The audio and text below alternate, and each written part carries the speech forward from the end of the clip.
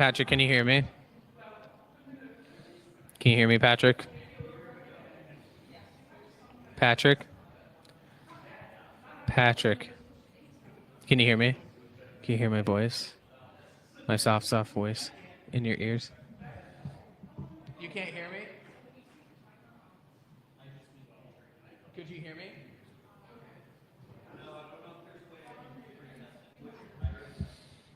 Testing. Oh, you're good? Yeah.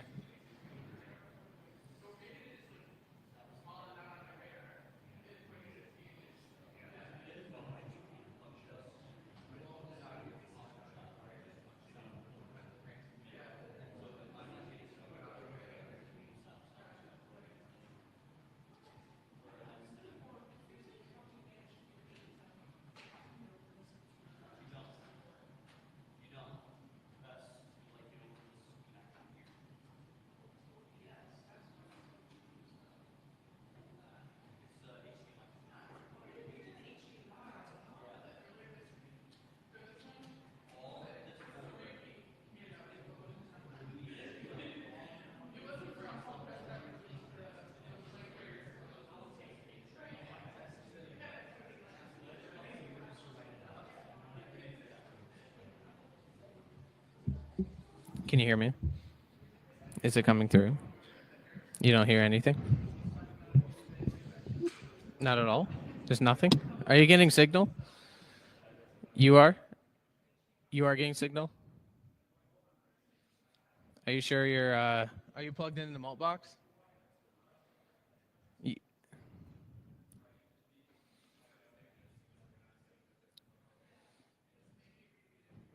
You plugged in? Is it working? Are you getting audio? Are you getting audio? Yeah, okay. So it's just you.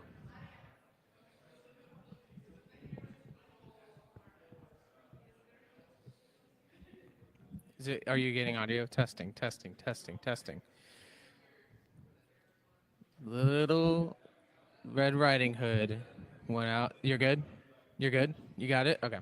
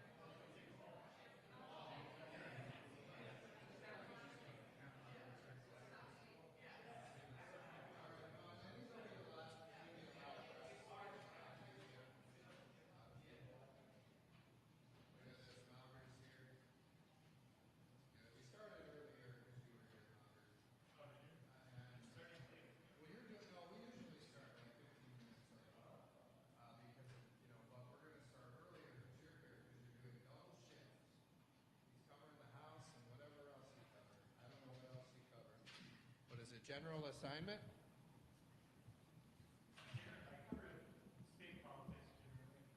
Yeah. What did you guys think of Beth LeBlanc? What did you think of her piece? You guys, you should read it. It's interesting. It's controversial. It's controversial because, you know, she said I'm long-winded, something that nobody believes. You don't think I'm long-winded? No. It's opinion journalism. And then she had a lot of really controversial things to say about the Rudy hearing. I got thousands of emails about the Rudy hearing from people. I mean, ask Kyle Olson, he knows. A lot of people thought the Rudy hearing really was important in terms of getting credible information about the 2020 election before the public. So there was some opinion journalism there. And then you notice Beth, I mean, she talks to so many of my adversarial people, very adversarial people, and you notice they all said positive things. I mean, Governor Whitmer took the initiative to put out a statement about me in the piece. You know, normally they say no comment or whatever, right? You know, she put out a statement that was very positive about me. And I think Beth thought she was going to get something negative, and she didn't. She got a positive statement. Mayor Duggan made a very positive statement saying that I turned things around because we're Republican leadership going into Detroit. And by the way, did you see, and no one's reporting on this, by the way, Craig, nobody's reporting on this. No one has said we got more votes for the Public Safety Trust Fund out of the Democrat caucus than Joe Tate did. I mean, it passed 104-4. Many more votes out of the Democrat caucus and the Republican caucus because we brought people together. And to remember, I mean, you guys were here with me. We came up here with Chief Bettison, and we did a press conference here. And then we went to Detroit, and we had many police chiefs there, people like Chief Bettison, Dearborn Heights Police Chief, Dearborn Police. There were many there, Hamtramck, a lot of these high crime cities. And we told them, look, we're going to ask you to, we're going to give you more money, and we're going to dedicate it to public safety. And I think somebody there asked me, you know, what changes did you make to the legislation based on the feedback you got? Well, that was a great example. When we did that roundtable and we met with Sheriff Bouchard and we met with Sheriff Washington, and we've talked to several county sheriffs, we decided to make a change to the bill where we dedicated the money to the county sheriff's departments because, you know, these counties, some of these counties, they try to skim off the top. We don't want any of that. With the Public Safety Trust Fund, we want the money going where it should go, which is directly to creating new or putting police on the street and getting them the equipment they need, not filling budget holes of existing programs. And remember, if they perform and they reduce their violent crime rates, they keep getting the money. If they don't, we're going to start taking the money away and we're going to put it into the cities and communities that are actually reducing violent crime. So performance matters. I mean, I'll just say this, if you're Gretchen Whitmer or you're Mayor Duggan, what else can you say but positive things about the work I'm doing in the House Republicans? And then you saw Tyrone Carter. I think Beth thought she was going to get me on that one. She called Tyrone Carter, and he had positive things to say. He said, you know, maybe Matt Hall has a better strategy than the Senate Democrats, and you can't fault Matt Hall for what they did. It's working. So, you know, that was really great to see. So there was a lot of really positive stuff in there, talking to all of our people that were very adversarial, you know, and then, so it was good. It was really, I thought it was kind of a, I don't know. I mean, there was a lot of opinion journalism on there. It's like everything Beth does. It was really tough. But, you know, it came out okay. So give her credit. She did a fair job on that. But there was a lot of tough stuff in there, you know. I mean, one of you should write a story. Wouldn't it be interesting if somebody wrote a story talking to my supporters? But, you know, remember, Elena talked to every one of my opponents along the way, and they all said glowing things about me. And then now Beth's done it, and they all said glowing things about me. I was talking to somebody, I said, why don't you go interview 20 people that were adversarial to Winnie Brinks? And they said, that would require Winnie Brinks to actually like take a position and have an argument with 20 people. I thought that was pretty funny and a fair point. You probably couldn't find those 20 people. No, I think we're moving ahead. I mean, we make it look so easy, don't we? But remember, when Joe Tate was here, it was hard to do the Public Safety Trust Fund. And I met with a lot of these CVI groups all over Detroit.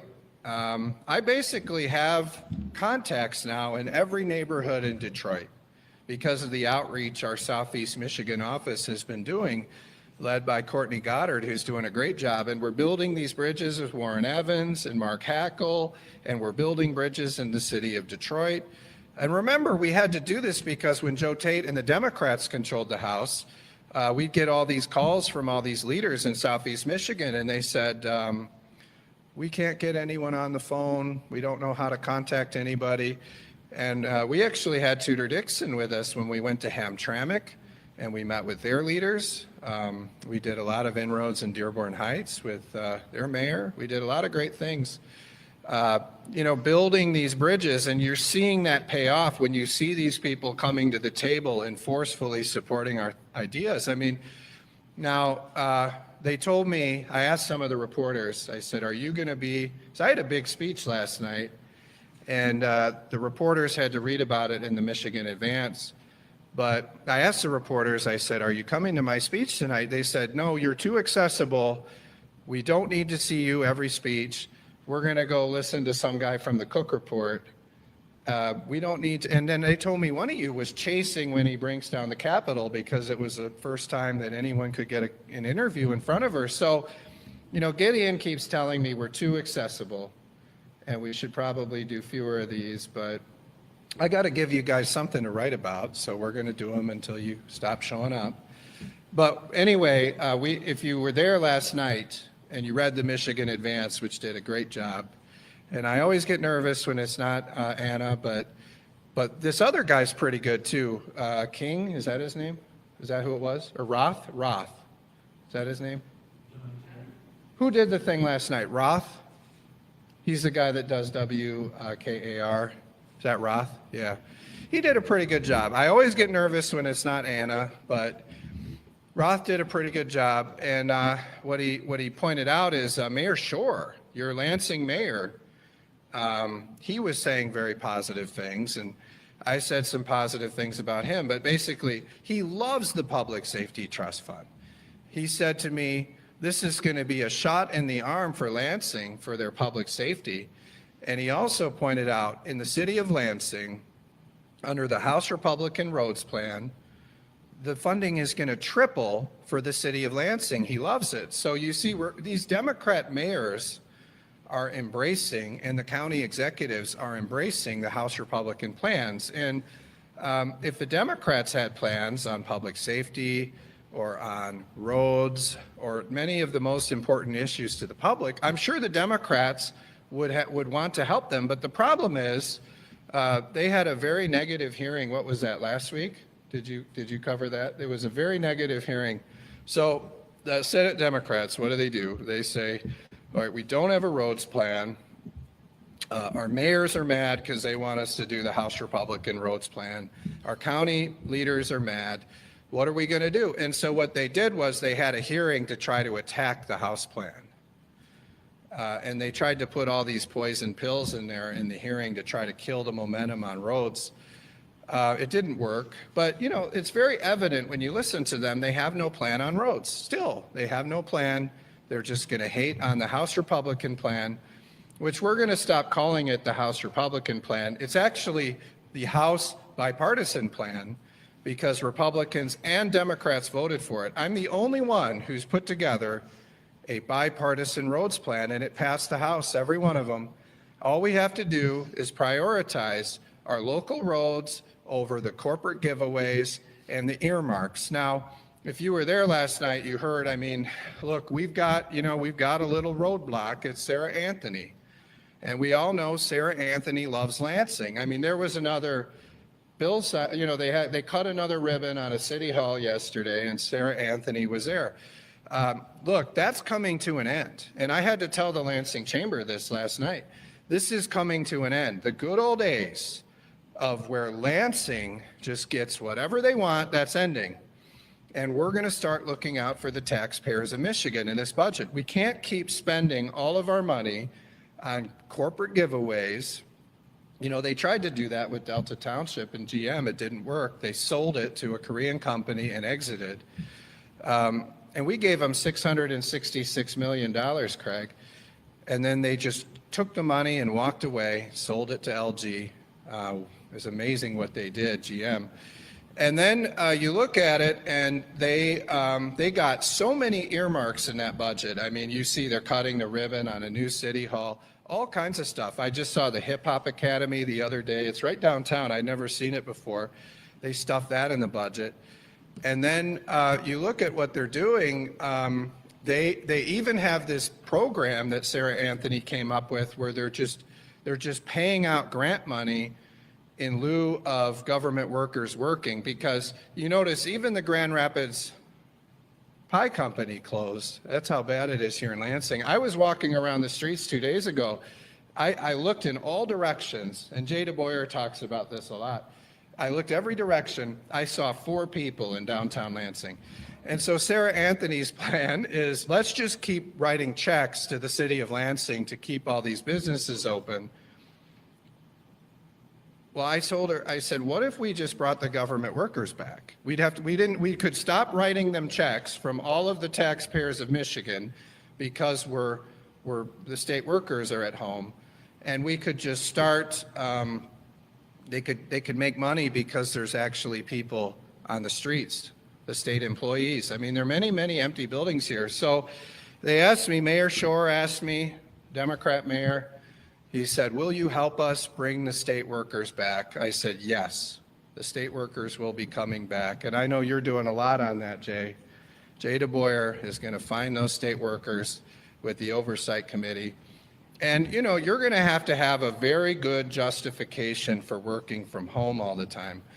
We're going to bring the state workers back to work. We're going to do it in the budget. We're going to work with our oversight committees to do it. And Lansing will be a thriving city again. I said, who's going to go to all these buildings that Sarah Anthony got in the budget? I mean, hundreds of millions of dollars of empty buildings here, unless we bring the state workers back to work. And we're going to look out for the taxpayers. I mean, government has grown 43% under, you know, the Democrats and all their ideas under Whitmer. We're going to rein that in. We're going to provide value for your dollars in this budget. And basically, it's going to be tough, but, you know, we're going to have to change things. I mean, you saw we brought historic disclosure to our budget process. And next week on May 1, every earmark request will be posted online well before it's put into any kind of budget. And we're not making any exceptions to that. And that's a tough one. You tell all of Sarah Anthony's buddies in the lobby corps here in Lansing, we're not going to make an exception. I don't care who the politician is. I don't care what the program is. We're not making an exception. You've got to get a sponsor. They've got to put their name on it. They need to tell us what the public purpose is. They need to describe what the money's for and when it will be complete, or else we're not doing it. The politicians come to me, most of which are Democrats, and say, hey, you know, can I get a favor here? Can we submit after May 1? No, you can't. And remember, this passed 104-0. They all voted for it, but you know, now they don't know if they want to do it. And I heard their weak, divisive leader, Ranjiv Puri, ask them not to submit any. And if you go on the website, a lot of them are not listening to them. They're a very divided group and a very divided caucus. There's a lot of Democrats that have requested projects on there. Now, I'm not requesting any projects. I'd rather see the money go into our local roads, but you know, you're going to see a reduction. I mean, you look at our plans in the past, it was $600 million, the average under Whitmer of these earmarks. That number is going to be like $100 million or less this time. So it's going to be fewer.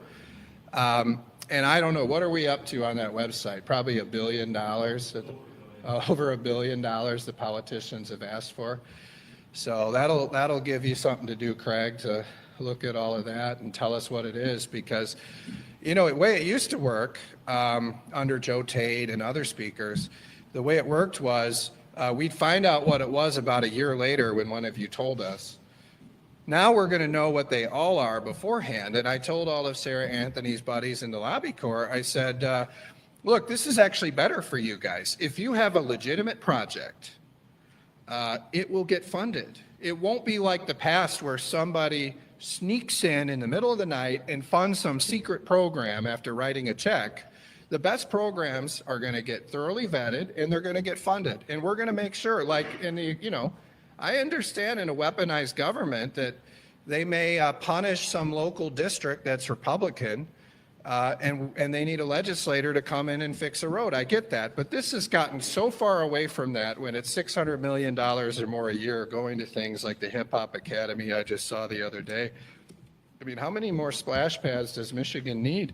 And then, by the way, the first victim of Doge, you guys know about Doge?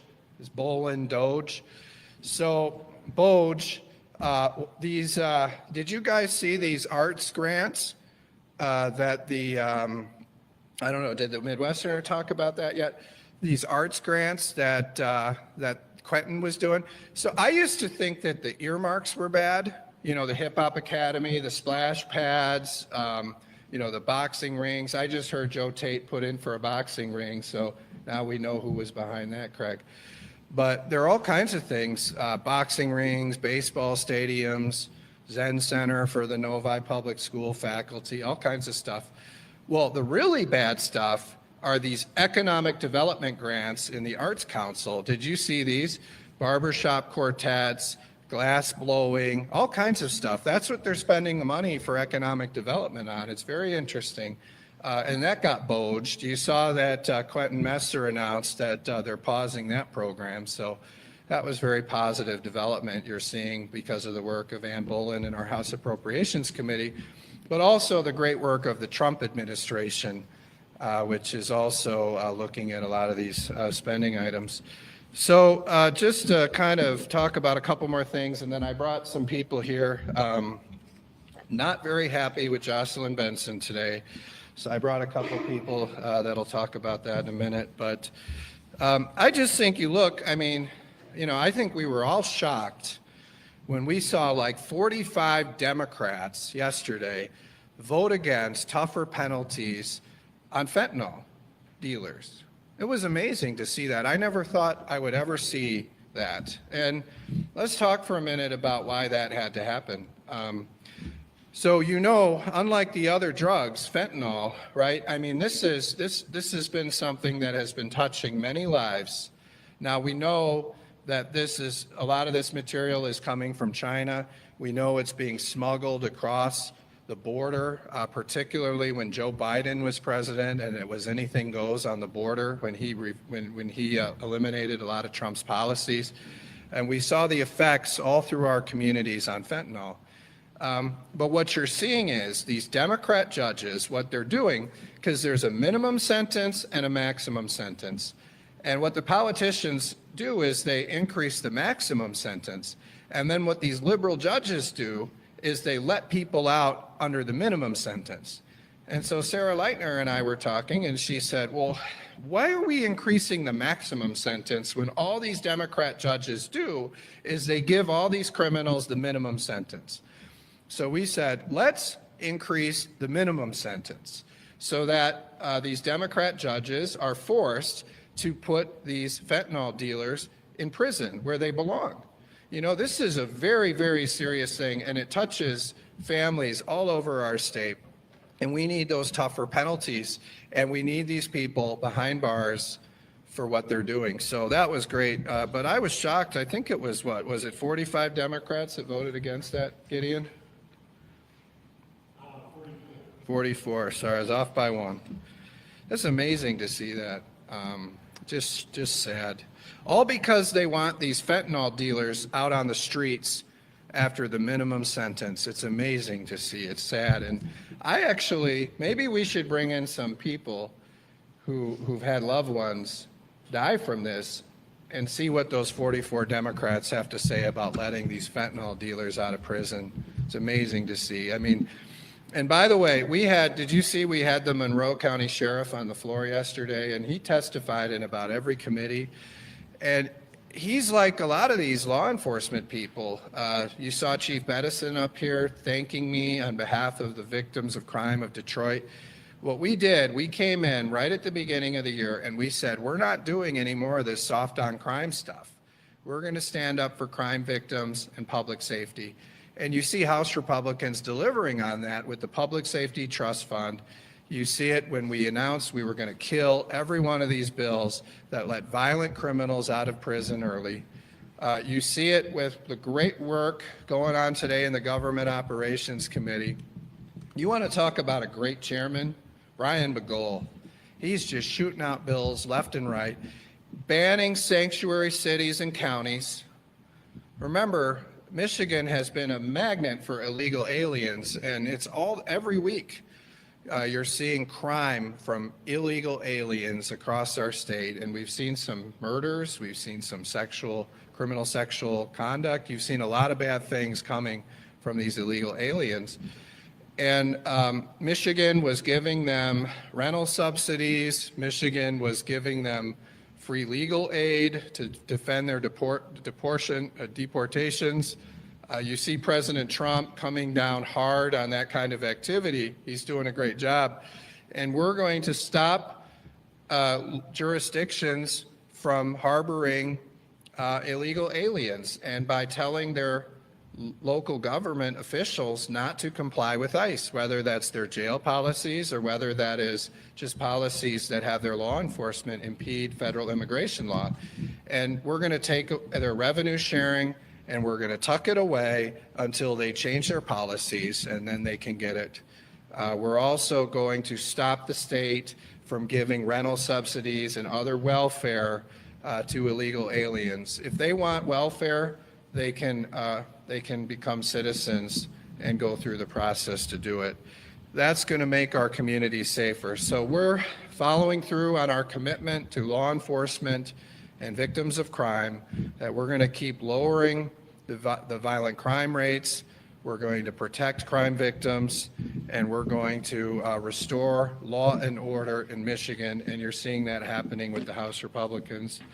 I'll just briefly talk a little bit. I don't know if you guys want to talk about it, but look, I mean, this was a very concerning development yesterday with Jocelyn Benson, and I'll just remind you, Jocelyn Benson has lost many lawsuits, and they'll talk more about that, but many lawsuits, and I don't know if you go back and you remember, but when she was giving instructions to a lot of these local clerks, she said that we should water down the signature requirements. Basically, a signature is presumed valid.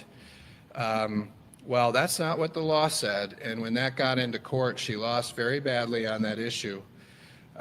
We want to see what the training manuals say now. Is she giving the correct instructions to the local clerks? And we could get this from any local clerk, I bet, but I don't want to do that because you'll see her and Dana Nessel prosecute that clerk to try to keep this information silent. But basically, let's look at your election training materials, and let's make sure that you're complying with laws and that you're training them properly. And Jocelyn Benson says, for weeks and weeks and weeks, I'll get that to you tomorrow, I'll get that to you tomorrow. Finally, the Oversight Committee had enough and issued a subpoena. Now we're hearing late last night that Jocelyn Benson will not comply with this subpoena.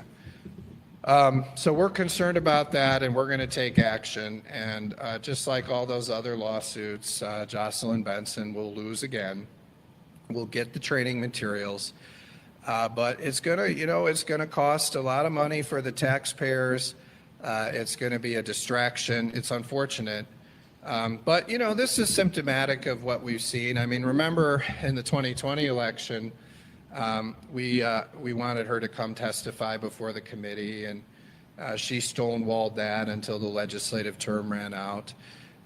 So we've had a lot of challenges and problems with her office. So by the way, How do you guys like her new website? You guys like her new website? So I think we spent, and a lot of people think we should investigate this. I haven't talked to Jay about this yet, but we spent $9 million on the Secretary of State to create a new website.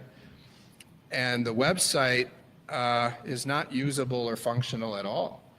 I mean, in fact, there's less disclosure on that website when we file our campaign finance reports. They told me, Matt, they said a lot less information will be available to the public. And then Jocelyn Benson wants all of your contact information so she can go on there and look at who is looking up her campaign finance information. That's my suspicion, but we'll find out why you have to fill that information out. I would just be very worried tomorrow, Craig. I mean, tomorrow's the campaign finance deadline. You might want to put some fake information on there if you don't want Jocelyn Benson to know what you're looking into, okay? I'm just warning you.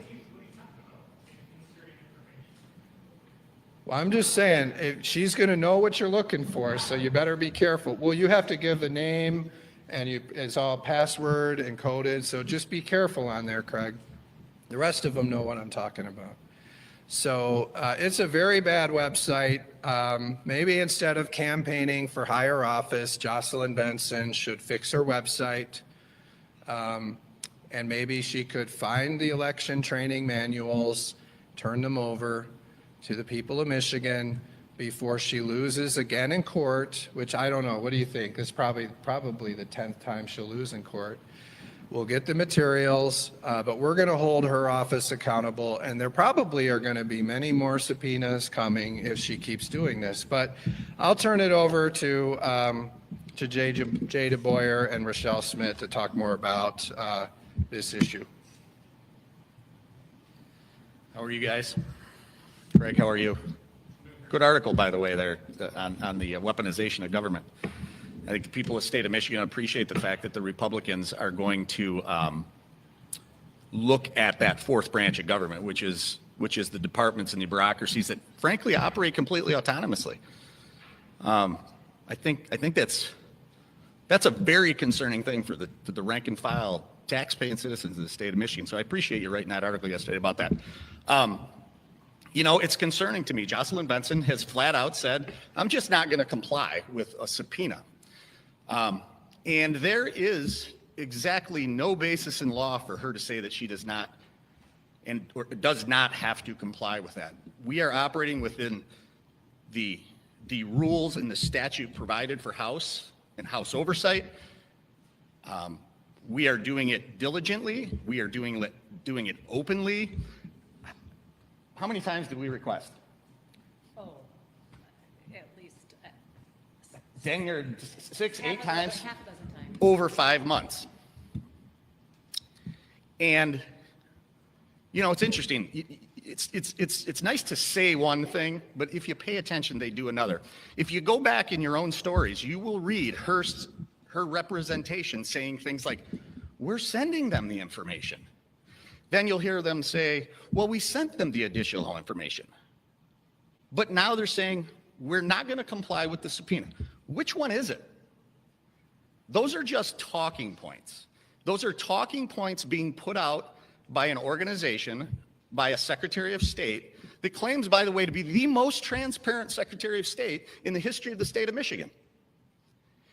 And we have to go 5 months to get to a point after the Oversight Committee sent 2 letters just trying to be professional about requesting training manuals. And they didn't comply. So we sent the subpoena.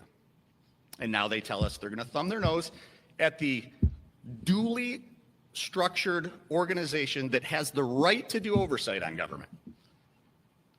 That's not transparency. That's called stonewalling. So what you hear is, this is a witch hunt. This is political. What is political about the chair of elections, a former clerk, the chair of oversight, a former clerk, who have 2 very big responsibilities? Make sure that elections are being executed within the standards of the law. And when we ask for the information to be able to do that, we're told we can't have it. We're told we're a security threat. Rochelle spent 7 years, 8 years as a clerk. I spent 12 years as a clerk.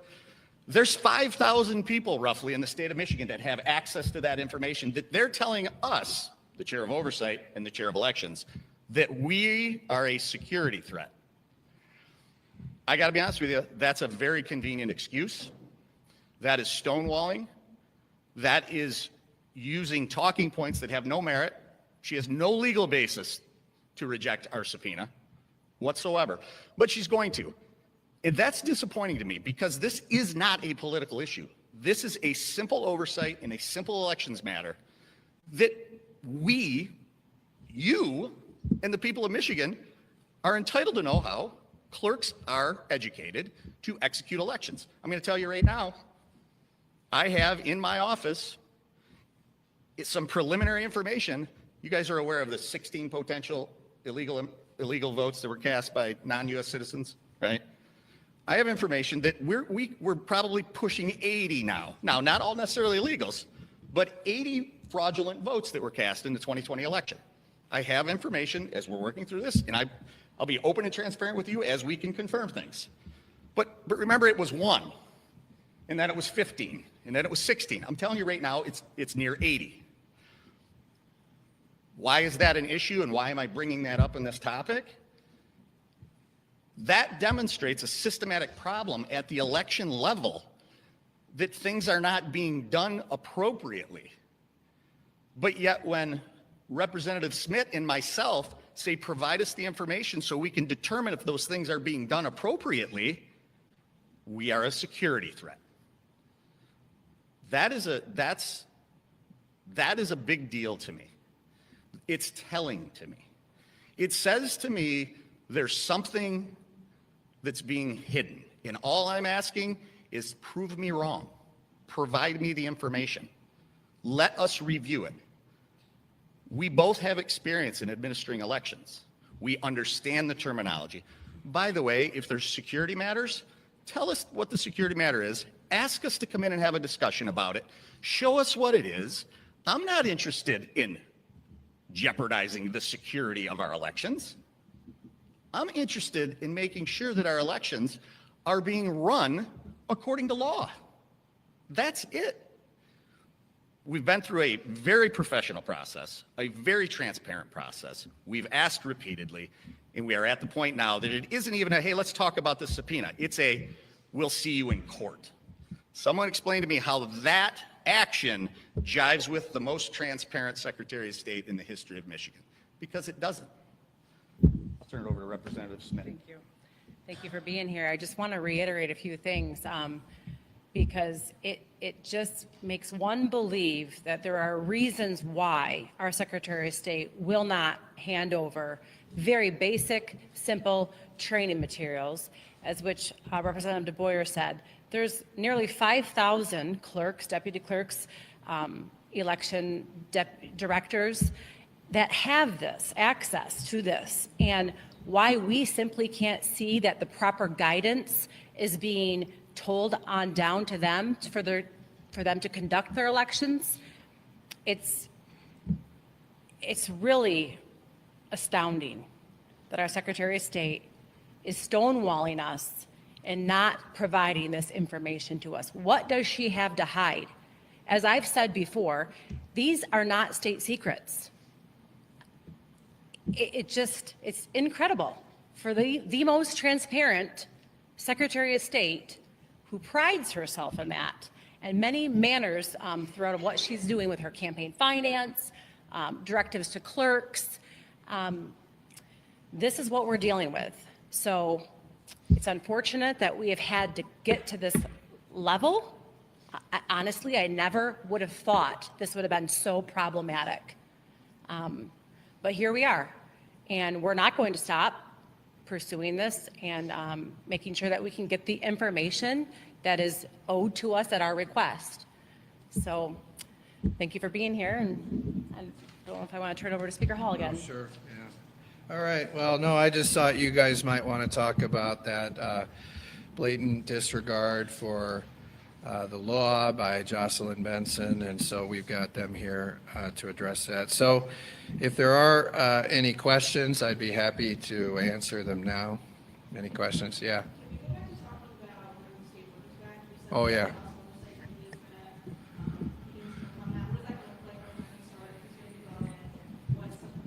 Yeah, no, I know there, and it's not just them. We're gonna have the appropriations committee working on this too. And I see you're back here. You're a big Lansing Lugnuts fan. Is that a matching hat? It's awesome. Wow, looks good. But yeah, well, no, that's right. And when we bring the state workers back, that baseball stadium will be full again. You'll enjoy that. But anything you want to say, Jay, about? No, I would just say that. Yeah. Really quick. Thank Yeah. you. We're just working through the process. We made this transition during COVID to remote work, and it just has been left in place. So I think my role as the oversight chair, I think it's important that I look at that as a policy and look at that as a behavior. There's no predetermined outcomes, but you can look at corporate studies all over the country, and without fail, corporate studies come back and say you lose efficiency. Right. And I'm elected by the people of my district to come here and represent the district and the taxpayers of the state of Michigan. And efficiency is my number one priority with their tax dollars. So we are going to do our homework. We are going to look at the policies. And can I say that it's a blanket policy that in every case? Not necessarily. But I do believe that human nature is such that if you give an inch, a mile will be taken. And I think that we have to do our due diligence on this. And I do think that you have to remember the history of Lansing. Lansing wasn't a city that became a capital. Lansing was created as the capital. Its entire economic engine is based on the capital. And we've destroyed that economic engine here. In my opinion, destroyed that economic engine because nobody wants to step on anybody's toes or hurt anyone's feelings. So, yeah, we're going to do our homework on that. We're going to look into it. Yeah, and we're going to, we're going to make the departments justify the behavior of these state employees, right? Why are these state employees not at work? What are they doing? And unless there is a very good justification, they will be coming back to work when this budget is done. We're going to make that happen, and you're going to see a lot of activity in the Oversight Committee and the Appropriations Committee as we move forward on that. And, your mayor, Andy Shore, the Democrat, agrees with us, and many Democrats agree with us on this. And their solution of just sending grant money to keep businesses afloat because the state workers aren't working, that doesn't make sense. Yeah, back here.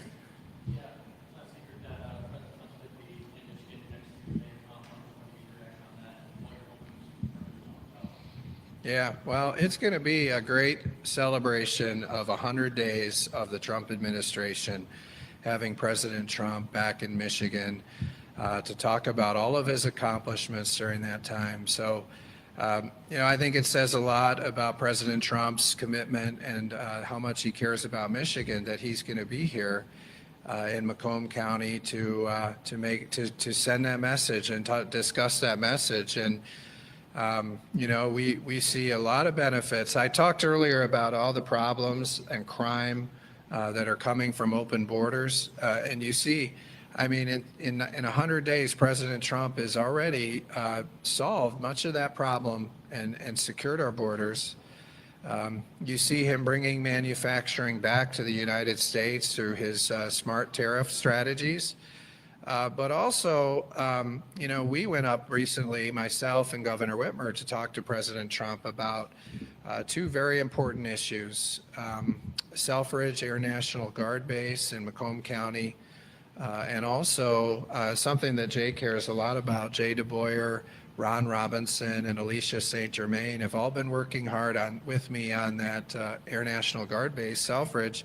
But also protecting our Great Lakes from invasive species and the Asian carp. And I think you heard President Trump say right there in the Oval Office, he was going to work with us on solving those two problems. And I thought it was really special he made that commitment public, not behind closed doors, but in public, that he was going to be supportive of those two things. So the fact that he's coming back to Macomb County in Michigan as a way to, and kick off, or I'd say the fact that President Trump is coming to Michigan to talk about his first 100 days in office, and to talk about all the things he's doing to make life better for the people of Michigan.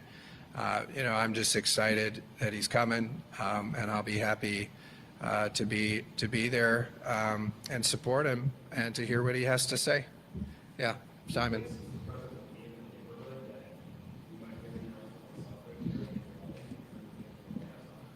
No, I don't know. I know when we were there in the Oval Office, he said he had heard some encouraging news from the Defense Secretary.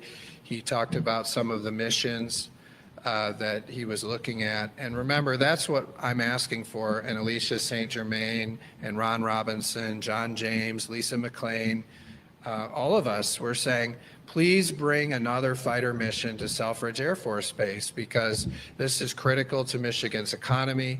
It's critical to Michigan's security. It also is much more affordable than an active unit doing a new mission in an Air National Guard base. So, I think it's good that he's coming back. I feel confident that President Trump will deliver on his commitment to bring a new mission to Selfridge. But I don't know what we'll hear from him on that day. But I think it's a good sign that he's coming. Yeah. Switching gears here, have you heard any feedback on your EV proposals? Oh, yeah. Yeah, you saw that proposal on the EVs? Don't you guys, these reporters all probably drive EVs, but, I know Craig does, but no, anyway, they all probably drive EVs, but I don't think the Midwesterner drive EVs, but who knows? But anyway, I'll just say, unfortunately, the statistics show for the EV drivers that they're not paying their fair share.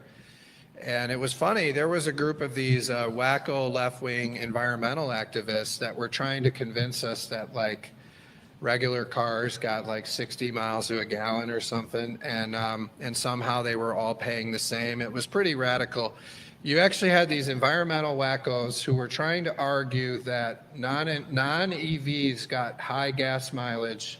It's very strange. They don't make that argument when they try to ban fossil fuels, but when they're trying to keep the taxes lower for their own cars, then all of a sudden the internal combustion engine cars have this very high fuel mileage. That was kind of interesting to watch. But if you look at what the experts said, the experts say that I think the registration fee is about $150 for the EV drivers on top of the regular fee. And the average driver in Michigan, I think, pays about $300 of gas tax at the pump. So the EV drivers are not paying their fair share. And I'll just say that, we've put a plan on the table and we've shown how you can fund your local roads without raising taxes. You just prioritize roads over more of Sarah Anthony's giveaways for the lobbyists in Lansing, and also the big giveaways for the most connected corporations in Michigan. You just stop that. You don't have to raise anybody's taxes.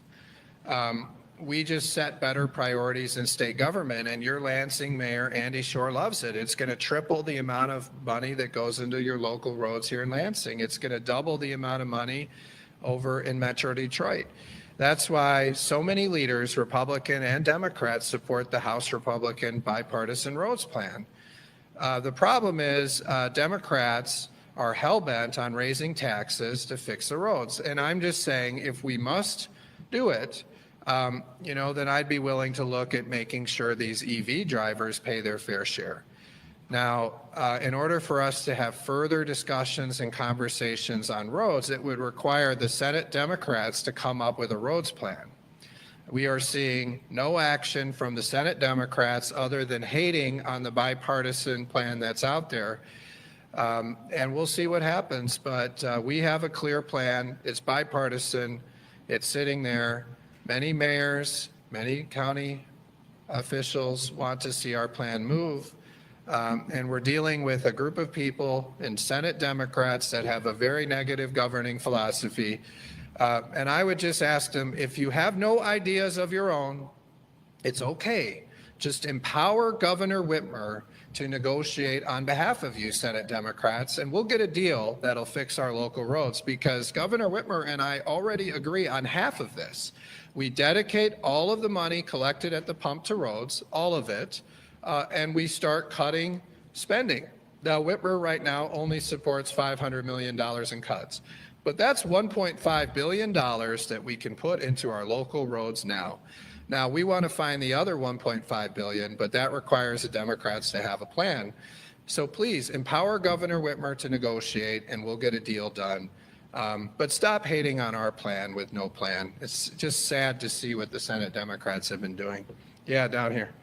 Speaker Hall, also on the Senate Democrat side, I want to hear thoughts on the prescription drug affordability board legislation that was passed today. Yeah, I heard they woke up a little bit today, so that was good, right? The Senate Democrats.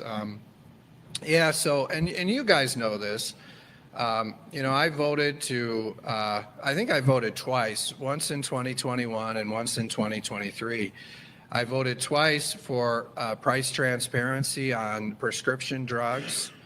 You know, I voted to change the law so that these drug manufacturers are held accountable when their drugs hurt people. You remember they had this liability shield in Michigan that they didn't have in any other state. And we got rid of that. And so I've supported bipartisan solutions on reducing the cost of prescription drugs and holding the big pharma companies accountable. On this one, I think we referred it to the Government Operations Committee.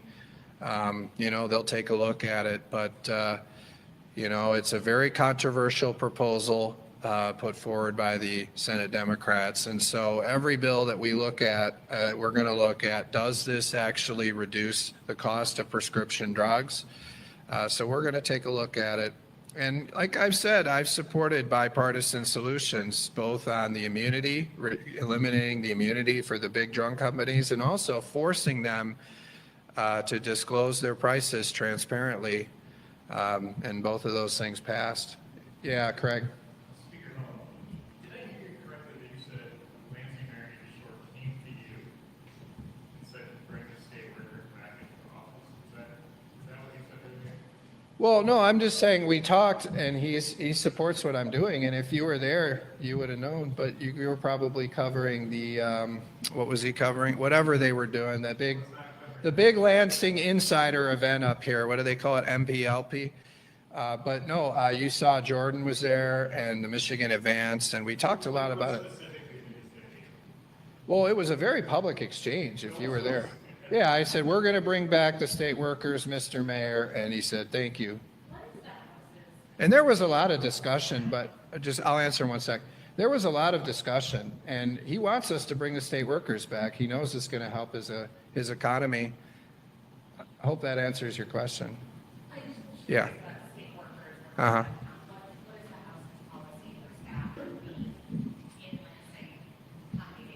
Yeah, it's a great question. So do you remember when I became Speaker of the House, one of the first things I did is we changed the rules and we gave the regular members more autonomy over their staff, and I was celebrated for that. People on both sides of the aisle celebrated that, because before what would happen is the Speaker would force your staff, you know, they'd hold your staff over you, you know, and that was viewed as a negative thing. And so we gave more flexibility. I'll just say this, I come in here every day, just about, and every day all the lights in Ranjit Puri's office are off every day. Probably today. I mean, go look, like go down there on a Monday and look, they're all off, every one of them. You think there'd be one person in there? There's 0 people in there. But I'll tell you this, we're there every day. My office is there every day. I think you see a lot of the Republicans, we're there every day. We encourage in-person work. Now the Democrats, they don't believe in in-person work, and you don't see any of their people here. But we've given those members the autonomy to manage their staff. That was something that we did. And actually, when I did it, I was applauded by both sides of the aisle for doing it. They said it was something we should have done a long time ago.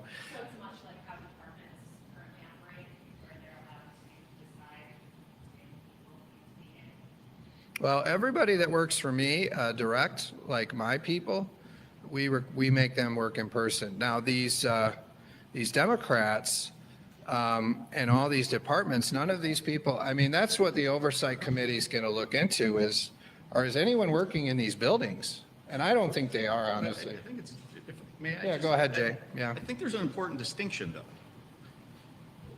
My staff is in generally every day, but remember, I have a district as well, back home, that one of my employees is from there.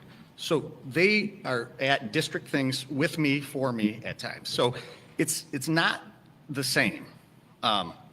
It's different. Now, I'm not making an excuse or a justification for people not coming to work. I'm saying to you that you actually have to measure apples and oranges, right? My in-district person is here most days of the week, but when there's things in district that I can't be because I have to be here, he takes care of them for me.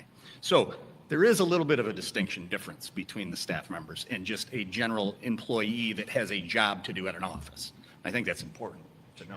Yeah, and I would just say, we're, like I said, we're here. I would look across the hall. You should come in. Somebody should come in every day and look at Ranji Puri's office and see how many days the lights are on. You'd be shocked.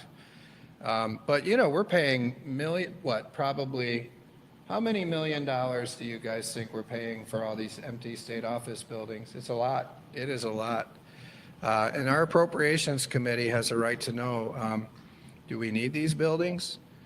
And the Lansing Chamber of Commerce is not happy, and their mayor, Andy Shore. Any other questions? I like that you guys are focusing on this, because you remember I brought this up months ago, and there was so much going on, we didn't get to talk about this. Yeah. Yeah, he's tough. He's on 9 and 10 every day, doing a great job.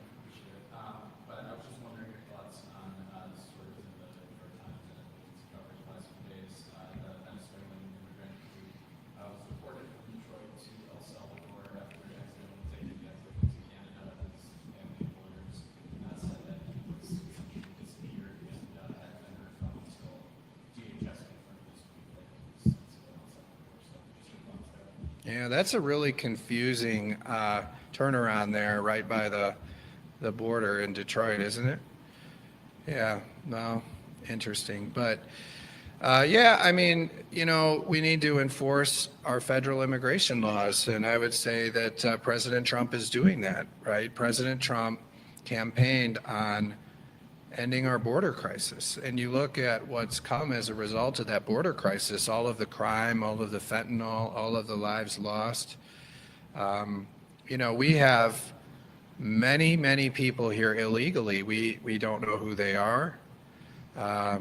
They are not eligible for the benefits. I mean, it's a mess. I mean, you look at all the housing problems that are being caused by illegal aliens all over the country. So illegal immigration was a crisis. President Trump has been securing the borders, and you see the border crossings decline quite a bit. And then you see the Department of Homeland Security and ICE, they're doing a great job deporting illegal aliens. And, we want legal aliens here, but we want to know who they are. We want them to go through vetting. We want them to go through a process. And it was the wild, wild west for many years. So, that's what happened. But okay, yeah, we'll see. Yeah, back here, he's tough. Just going back to the directed Adam's question, I've noticed none of the senators on either side of the aisle have used that portal to submit. Right. How tough are you going to be enforcing that if it's not actually negotiated? Yeah, so if it's not on the portal, it's not getting funded in the budget. So it's as simple as that. What's your understanding from our Republicans in the Senate having to use it? I'll just say that, they should work to get a sponsor, and if it's not there, then it's not going to be funded. I mean, Senate Democrats have had, I mean, when did we do this? We did this very early, and it passed, 104-0. And so we have a House rule that if it's not disclosed on our website, we can't vote for the bill. So we will not vote for a bill that has these programs in there that are not on our website, right? We're committed to disclosure of these projects in advance. And so I think what you see the Senate Democrats doing is they're either getting a House sponsor. I know a lot of the Senate Republicans are getting a House sponsor, or they're just going to try to cause chaos at the end of this process as they're trying to shut the government down to do all their pork projects. I mean, look, if it's not in there, we're not doing it. That is the House rule. We've seen, like so many issues, no attempt by the Senate Democrats to solve this problem. They're just going to not submit items, not create a process for transparency. And by the way, Governor Whitmer has agreed with me that we need transparency. It's only the Senate Democrats that don't want transparency on earmarks because they want to shove so many unpopular items in the budget in the middle of the night right before the vote. So I just want to be clear. Sarah Anthony and the Lansing Democrats think that we're just going to do the same old thing with the budget. They're wrong. What they did to grow this budget 43% and make it an $84 billion budget or whatever it is, we're not doing that anymore. The House Republicans, we're looking out for the taxpayers of Michigan. No more. I mean, it used to be, you had all these people up here. All they did was look out for Lansing, like Sarah Anthony. We're looking out for the taxpayers of Michigan. And that means transparency on earmarks in the budget. It means prioritizing roads over corporations. And it means reining in the spending to ensure that we get value for your tax dollars. And that's why we put these new rules in place. Anything else? All right.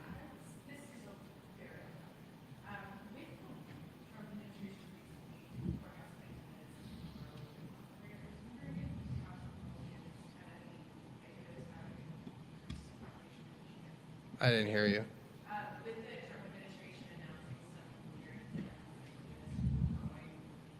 some growing population, yeah. Right.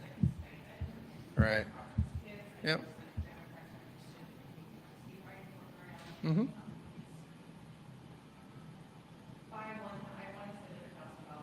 Yeah. Uh-huh. Sure. Yeah. Well, thanks for bringing that up. So you remember Governor Whitmer had her Growing Michigan Together Council. We called it the Population Council. And the Population Council's purpose was to try to identify how to grow Michigan's population. And what they said was that we needed a coordinated economic growth plan for Michigan. That meant we don't have one, all right?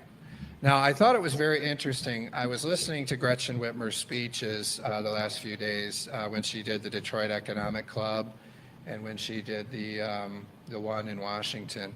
And if you watch her, she says essentially that what we need at the federal level is a coordinated economic growth plan. Go back and watch what she said. She said something very similar. I thought that was very interesting, given that her own population council told her that we don't have one of those in Michigan. But what we're trying to do is we're trying to create that coordinated economic growth plan for the state. We came up with it in our mission for Michigan. Now, if you look at the mission for Michigan, we talk about making life more affordable. We do that by reversing the Democrat income tax hike and giving you value for your tax dollars. We focus a lot on public safety. And I talked about that, the Public Safety Trust Fund and many other ways to reduce violent crime in the state, okay?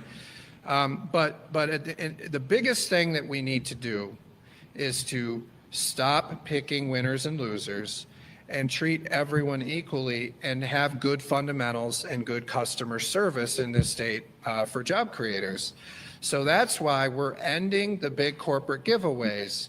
Rather than raise other people's taxes to give special giveaways to 8 or 10 companies that are the most connected companies in Michigan, if we treat everyone the same, we can provide more services to the public, we can give them good roads and infrastructure, and we can ensure that we don't have to raise anybody's taxes. And then when we talk about regulatory reform and permitting reform, what that really means is we want to give better customer service to the job creators of Michigan. We want to help them solve their problems and get to yes. If we can be a state that has a reputation for helping job creators solve their problems and to get to yes and to bring them here, we'll reduce the cost of a business in Michigan, of maintaining or running a business in Michigan. They'll be able to employ more workers and they'll want to be here. If we have competitive tax rates in our state, we're going to attract a lot more people here. You look at what other states did during the pandemic, states with a coordinated economic growth plan, what they did was they cut their income taxes and they invested in infrastructure. What Whitmer did was Whitmer gave it all to the big corporations, and you read a lot of the reporting, they haven't created any jobs. It didn't work. So we're pushing a coordinated economic growth plan, and the other part of it is an education system that focuses on real life skills. And you see, we passed bipartisan legislation through the House that does that. So I'd say the House Republicans are working on that coordinated economic growth plan that the Population Council asked for. Something that no one but me talks about, by the way, is the Population Council. And I think you see President Trump looking at ways to do that at the federal level too. So thanks for that question. That's a great question. Gideon says I have to go. I'm sorry. Usually I answer every question. Ron Robinson, great work you're doing on Selfridge Air Force Base. You know, Ron is our leader on the veterans budget, and I know you've been a champion for Selfridge, and I know all the progress we're making with President Trump. We wouldn't be able to do that without your leadership in the House. So thanks for being here, Ron. Thank you. Thank you for your leadership. All right. Thanks, everybody.